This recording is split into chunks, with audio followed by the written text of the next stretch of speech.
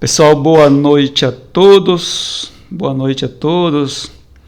Neste vídeo vou falar sobre o teste número 1, que acabamos fazendo a última aula da quarta-feira. Quarta-feira, dia 23 de abril. Então, estou falando aqui da disciplina Métodos Quantitativos. Tá?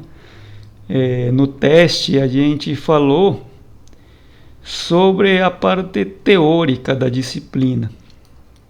Então, aí neste vídeo eu vou explicar as 3 questões que eram as perguntas, né, do teste, tá?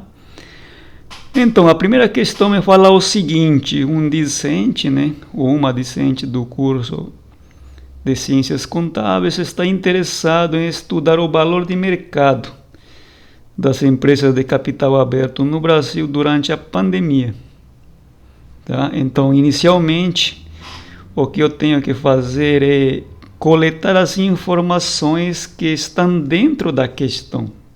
Tá?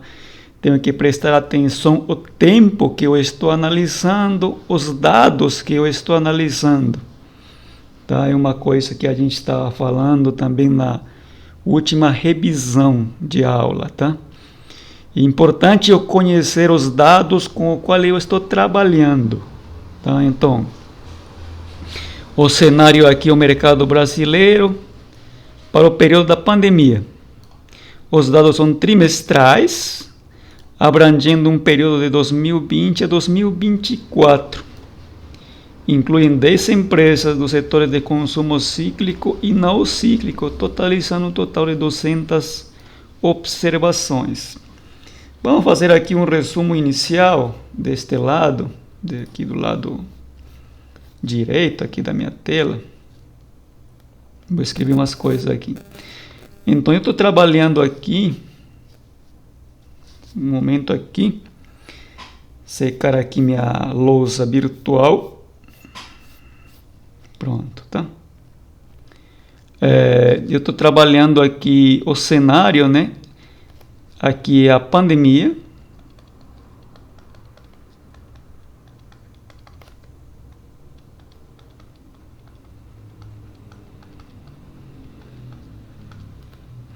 Os dados que eu estou trabalhando é de 2020 até 2024.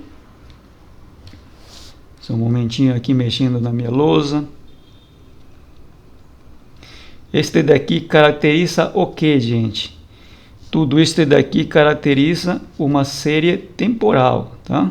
Porque estou coletando aqui dados ao longo de um período.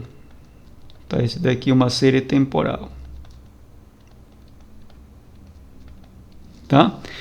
No entanto, né? No entanto, foram coletados aqui dados de 10 empresas, conforme indica aqui a questão. Estou sinalizando aqui em vermelho. 10 empresas dos setores de consumo cíclico e não cíclico. Está totalizando aqui um total de 200 observações. Então, aqui, 1000N é igual a 200, tá? Observações. Considerando que os dados são trimestrais, tá? De 2020 até 2024, dados trimestrais.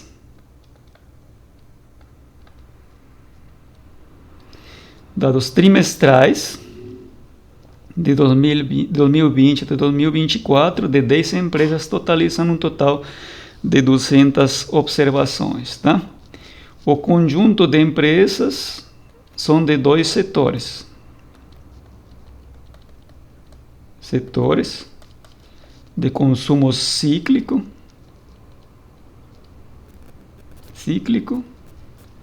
e não cíclico. Tá? Eu tenho que prestar atenção a isso.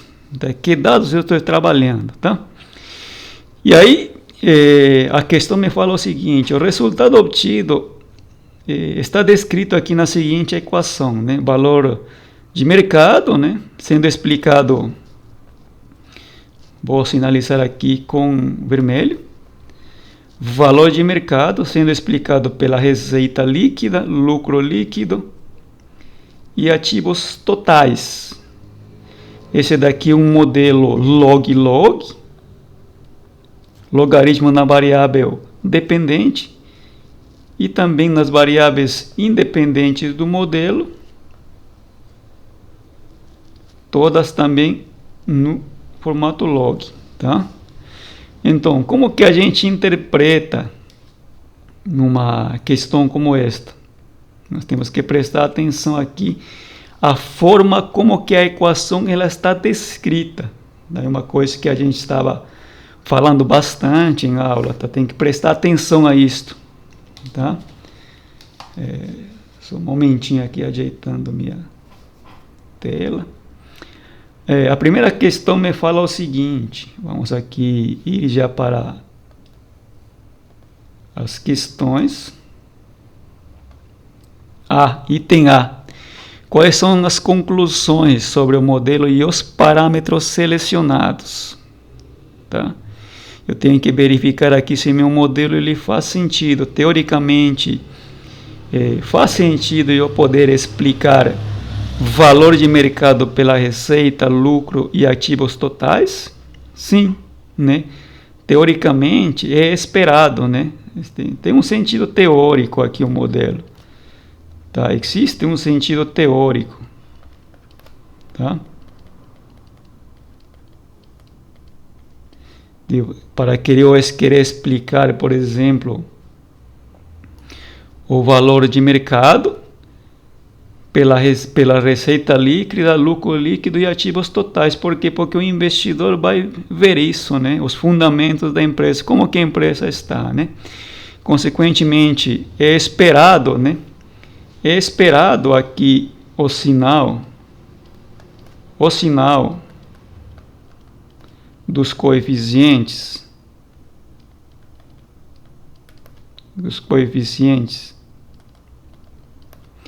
é esperado.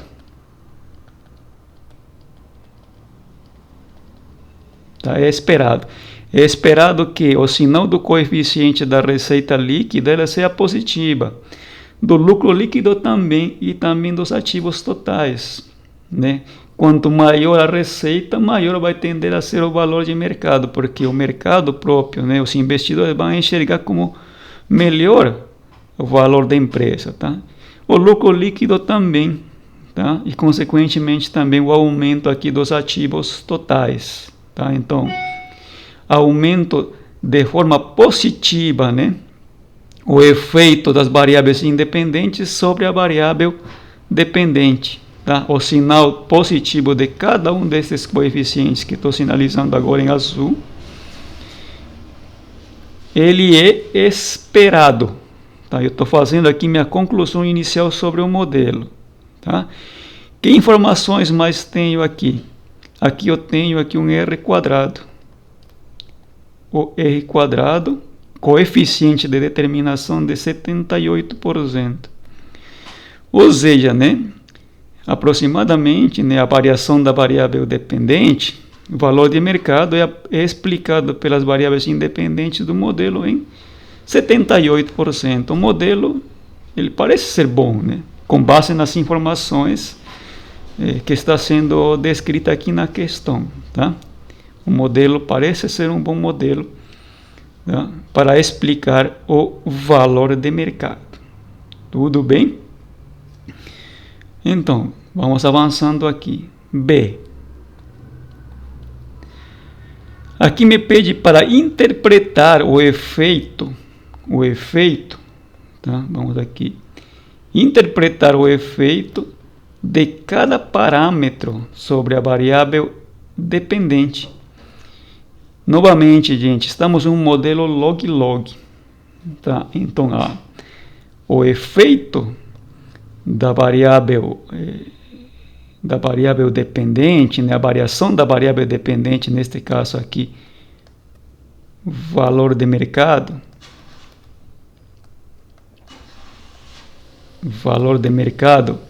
explicado aqui pelas variáveis independentes do modelo,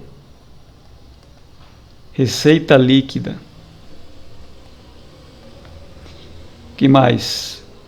Lucro líquido. Que mais? Ativos totais. E uma relação de elasticidade. Tudo bem? Uma relação de elasticidade, por quê? Porque o modelo é log-log. E qual que é o coeficiente atrelado aqui à receita líquida? 0,057. O coeficiente atrelado ao lucro líquido, 0,412. E no ativo total é 0,256. Tá? Esses são os coeficientes que estão atrelados a cada uma das variáveis. Tá? Neste caso aqui, estou deixando de lado o intercepto. Este valor aqui que vou sinalizar agora em verde. O intercepto, tá? Porque ela não tem uma interpretação teórica que faça sentido. É como se eu dissesse o seguinte, né? O que seria o esperado da variação do valor de mercado quando a receita líquida, lucro líquido e ativo total é zero.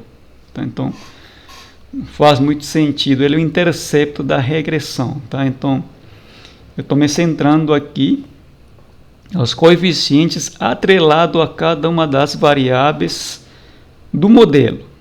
Novamente, gente, aqui a interpretação é em termos percentuais.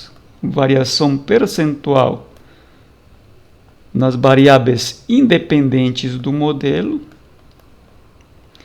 afetando também de forma percentual a variável dependente do modelo, tá? Então, como que eu interpreto isso? Dado um aumento, tá? Vou colocar aqui um aumento que o sinal é positivo. Aqui na receita líquida é positivo. Tá? Dado o aumento de 1%, vou colocar aqui padronizado, de 1% na receita líquida, o esperado no valor de mercado é um aumento de 0,657%. É uma condição ceteris paribus, ou seja, mantendo os demais fatores constantes. Tá? No caso da receita líquida, o efeito aqui é 0,057% de aumento no valor de mercado. No caso do lucro líquido aqui, dado o aumento de 1% no lucro líquido, o esperado é o aumento no valor de mercado de 0,412%. Tá? É uma condição ceteris paribus também, mantendo os demais fatores constantes. E no caso do ativo total, dado um aumento de 1% no ativo total, o esperado de aumento no valor de mercado é 0,256%. Tá? Aqui. É uma condição ceteris paribus. Tá? Neste caso aqui, a variável que exerce maior influência aqui é a receita líquida, né? Que ele tem um efeito de 0,657%. Todas elas inelásticas, tá? Que o valor aqui da variação é inferior à unidade, tá? A 1%. Tudo bem? Era para fazer isso, viu, gente? Interpretação bem simples, tá? E a questão, e o item número... O item C. Aqui são letras nesse caso. Item C. No item C, ele nos pede aqui para discutir problemas de multicolinearidade possíveis, né?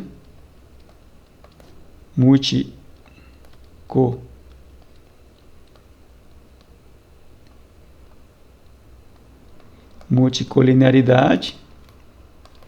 Heterocedasticidade também. Tá? Com base nas informações que estão sendo fornecidas. Tá? E aqui, basicamente, era para fazer aqui uma reflexão. Com base em quê? Com base na coleta dos dados e nas variáveis que estamos analisando.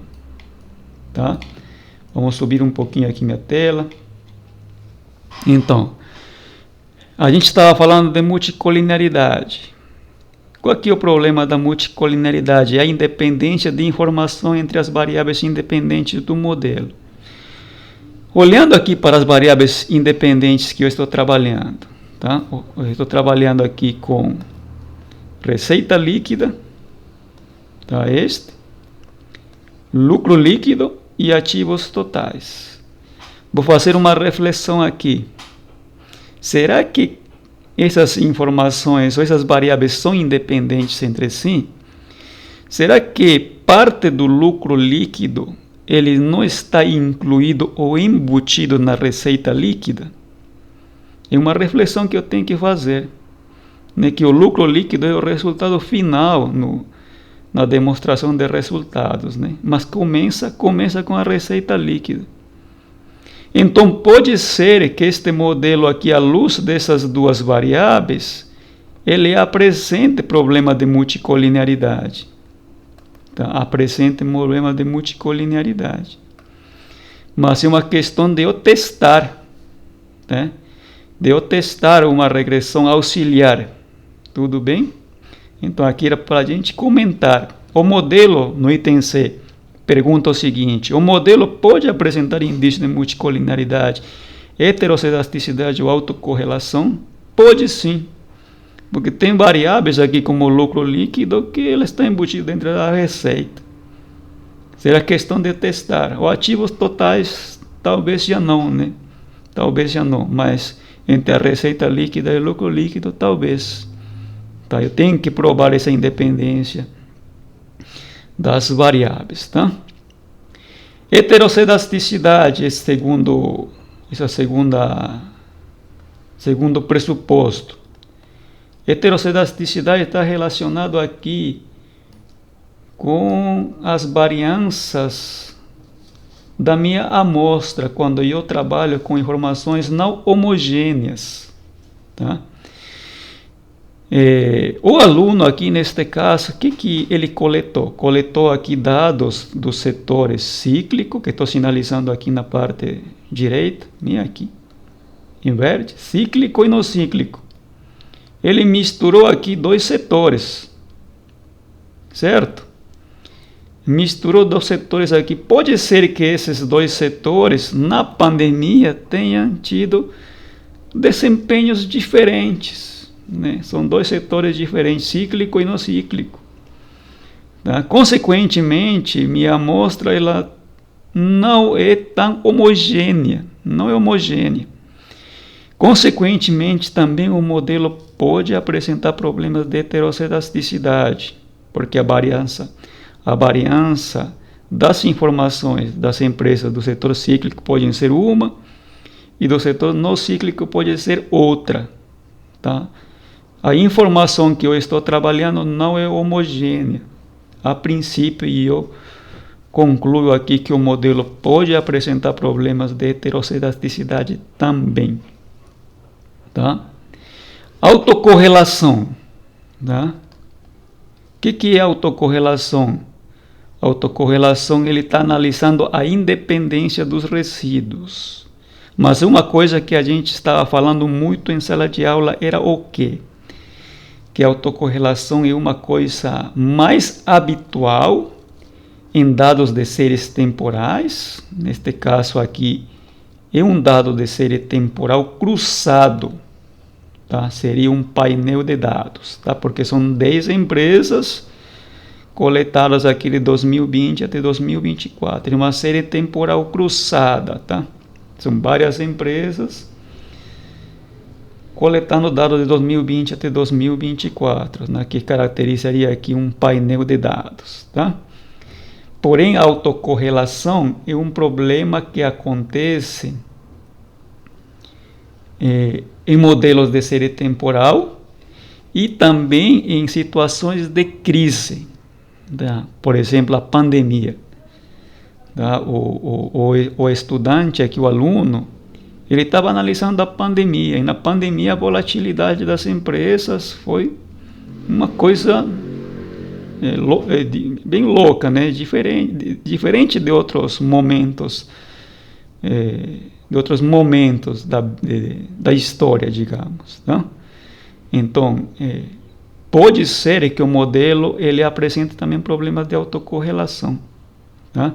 Por quê? Porque estou trabalhando uma série temporal para um problema específico aqui da crise causada pela pandemia. Tá? Essas duas informações, a princípio, já me dão aqui uma intuição, né? Para eu saber que o modelo ele pode apresentar esse problema de autocorrelação. Tá? Eu deixei no PDF, aí lá no aba, esses comentários sobre autocorrelação, minha gente. Tá? Inclusive, lá na revisão, eu também acabei falando sobre isso. Tá? Essa seria a questão número 1. Vamos aqui à questão número 2. Tá?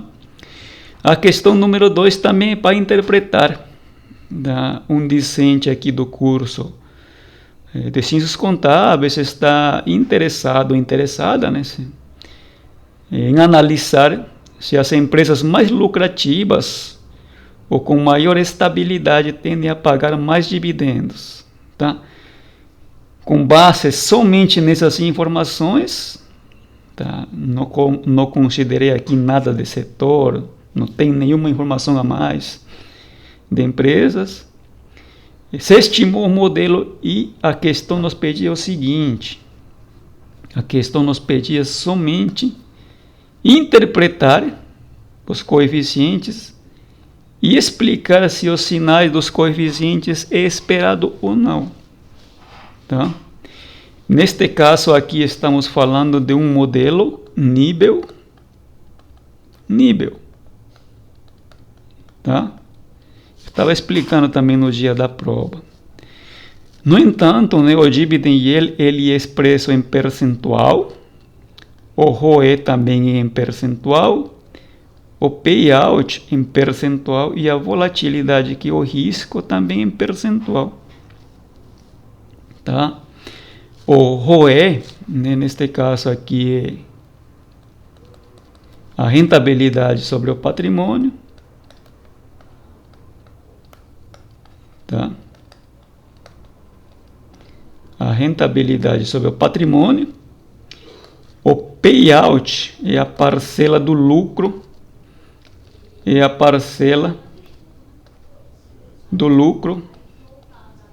pago em formato de dividendos. Tá? E a volatilidade é o risco.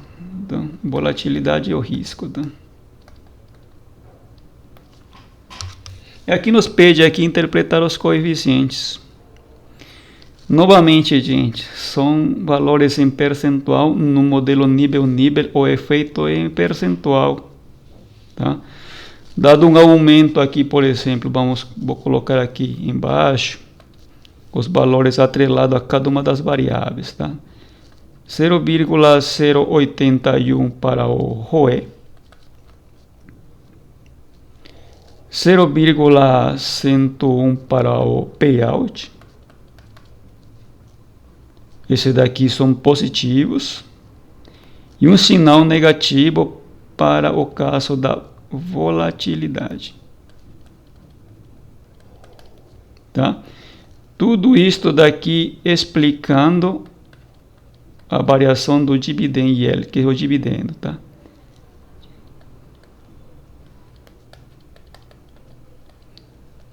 Tá?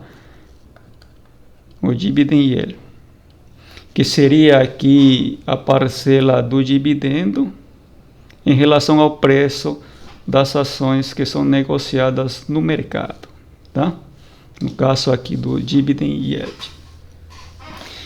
E aqui, gente, nos pede para interpretar o seguinte, né? O efeito aqui de cada uma dessas variáveis aqui, dado o aumento de 1%,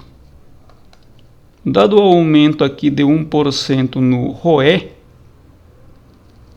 O esperado é o aumento do dividend yield em quanto? Em 0,081%. Tá? No caso aqui da primeira variável. Na segunda variável, dado um aumento de 1% no payout, o esperado aqui é um aumento no dividend yield, nesse caso aqui a variável dependente do modelo, em 0,101%. Tá? Neste caso aqui, todas as variações aqui, neste caso aqui, são inelásticas também, tá? São inelásticas. E no caso da volatilidade também, dado o aumento de 1% aqui na volatilidade, aqui já temos uma queda, né? Uma diminuição do dividend yield de 0,42%, por causa do risco. Tá? Empresas muito mais voláteis, muito mais arriscadas, tendem a, basicamente, a não distribuir os lucros, né? A reter mais os lucros, tá? Por causa do risco. É isso que está mostrando aqui a volatilidade, essa relação negativa. Aumenta a volatilidade, diminui aqui o dividend yield. Tá? Aumenta aqui a rentabilidade sobre o patrimônio, vai aumentar também o dividendo pago aqui pela empresa. Aumenta aqui a parcela do lucro líquido, payout, vai aumentar também aqui os dividendos. Tá? Essa é a relação, era para interpretar somente aqui o efeito. Tá? Neste caso aqui, todas também são inelásticas. Tá? A relação aqui do efeito de cada uma das variáveis independentes sobre a variável dependente é inelástica. Tá? O sinal dos coeficientes é esperado, no item B, né, pergunta. O sinal dos coeficientes é esperado, sim, né? Como acabei de falar agora há pouco, aumenta o ROE, a rentabilidade sobre o patrimônio, espera-se também que o dividend ele aumente. Aumente o payout ratio, aumenta aqui o payout ratio, que é a parcela aqui do lucro líquido distribuído no formato de dividendos. Aumente também aqui o dividend yield, tá? Vamos ver aqui, só rapidinho aqui. Tá? E também a volatilidade. Né? Nesse caso aqui, a volatilidade. Aumenta aqui a volatilidade, o risco. As empresas vão se ver obrigadas aqui a reter mais o lucro e distribuir menos aqui o valor aqui do lucro em formato de dividendos, tá? Novamente, dividend yield é aqui o rendimento aqui dos dividendos em relação à cotação atual, em relação ao preço das ações, tá? É uma parcela, é um percentual, tá? Do valor pago pela empresa em formato de dividendos em relação à cotação do preço das ações, tá? O que basicamente eu pedi aqui, gente, interpretação, né? Verificar essas elasticidades, tá? Como que eu interpreto essas elasticidades? Como que eu interpreto um modelo log-log? Como que eu interpreto um modelo nível-nível? Tá? Eu tenho que prestar atenção nisso, e se os sinais também são esperados ou não, tá? Uma questão aqui bem simples. Vamos avançando aqui na questão número 3. Tá? Com base na figura a seguir, nos pede o seguinte: como podemos interpretar o R quadrado da regressão? Que informações a figura nos fornece à luz da decomposição da soma dos quadrados, né? Neste caso aqui, só vou fazer uma soma aqui, um resumo. Aqui nós temos a soma dos quadrados dos resíduos, suma dos quadrados explicados e a soma dos quadrados totais, tá? Suma dos quadrados totais.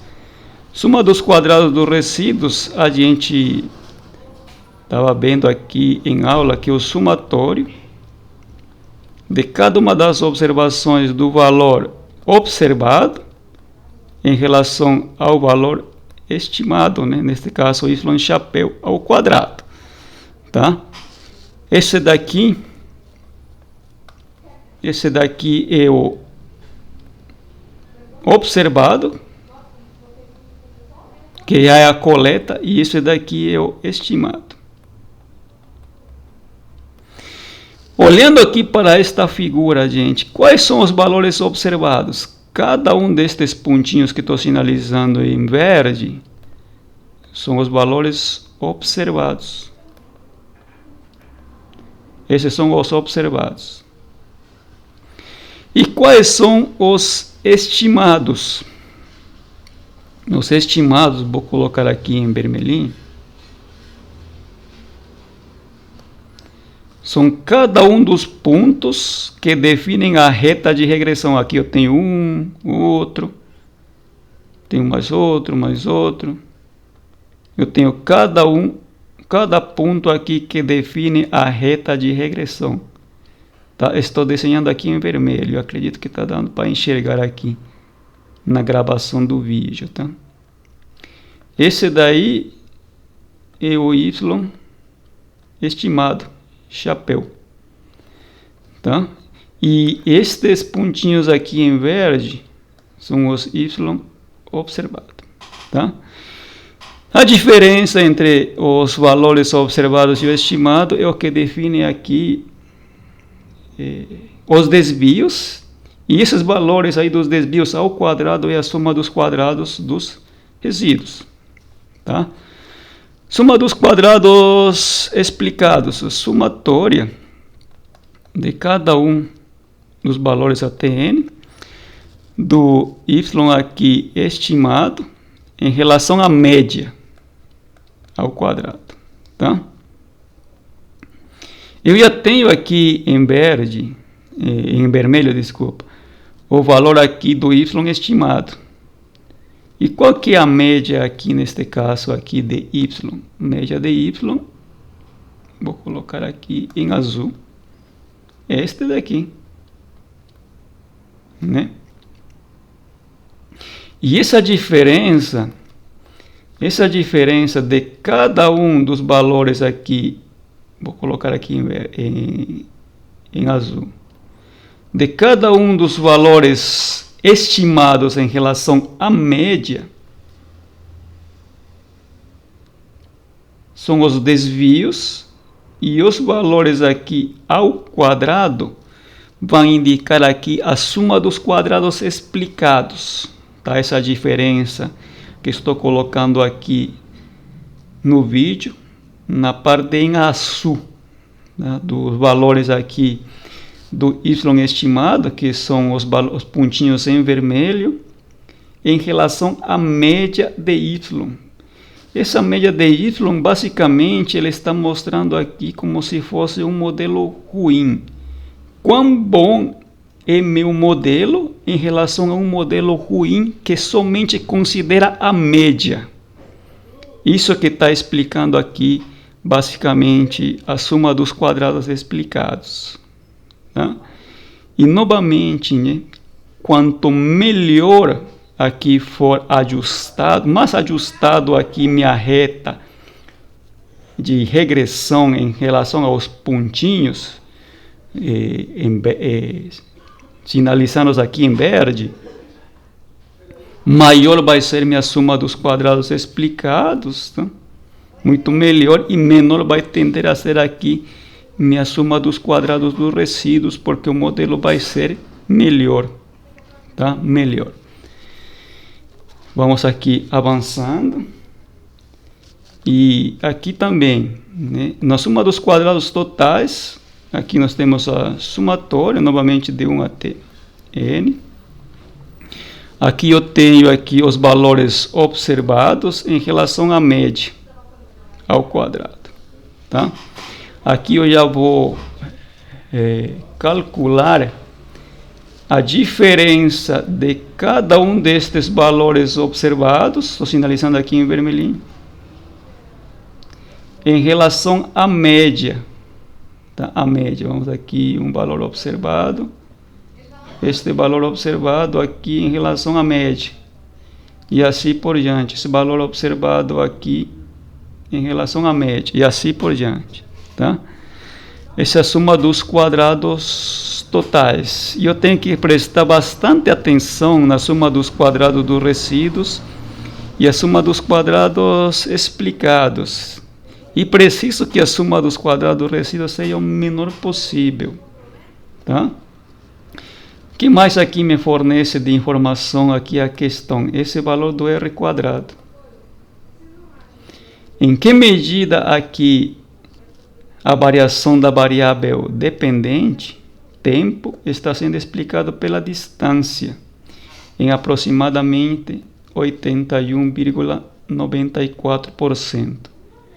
Ou seja, né, o modelo de regressão simples, neste caso, é bom, né? Com uma variável só, eu estou explicando o tempo em 81%. E como que é calculado aqui esse R quadrado?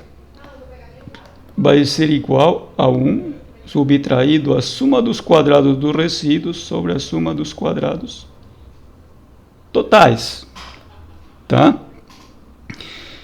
Quanto maior minha soma dos quadrados dos resíduos, quanto maior, estou sinalizando aqui com a flechinha para cima na soma dos quadrados dos resíduos, menor vai tender a ser aqui meu R quadrado. Por quê?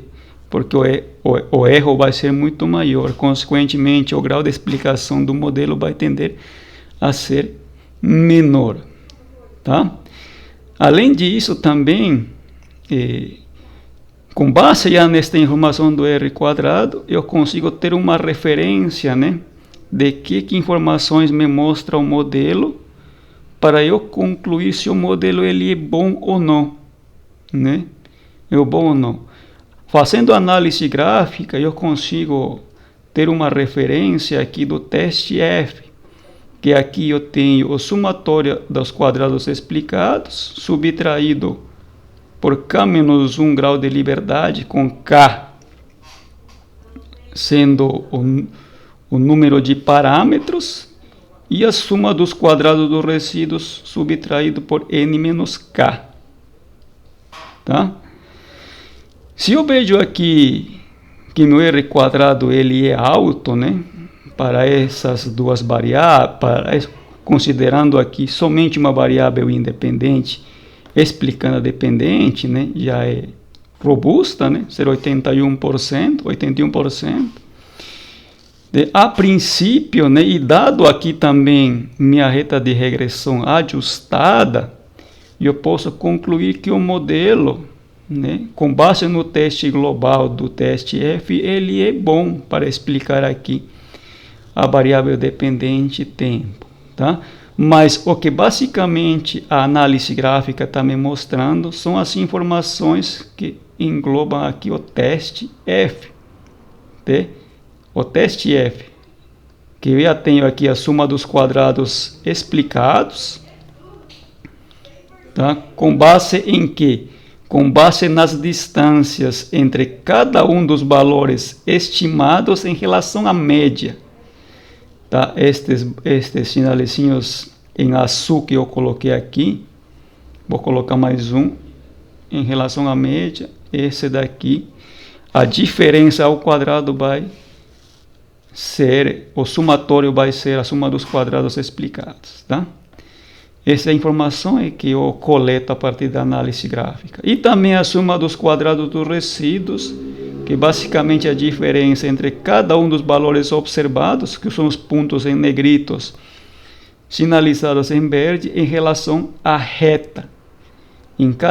Na reta eu coloquei aqui uns pontinhos em vermelho, para sinalizar aqui o Y chapéu, o Y estimado, tá? Então, tudo isso daí é que nos fornece aqui a figura, tá? A figura aqui, com base nas figuras a seguir, como podemos interpretar o R quadrado, que informações nos mostra aqui a figura, são informações do teste F, tá? E do R quadrado também, porque a partir disso eu consigo saber aqui o grau de explicação aqui da variável independente sobre a dependente, e também complementariamente o teste global do teste F à luz da soma dos quadrados dos resíduos e da soma dos quadrados explicados, tá? Tudo bem, gente? Queria fazer esse vídeo aqui para explicar para vocês as questões do teste, tá? Eventuais dúvidas eu estou à disposição, tá?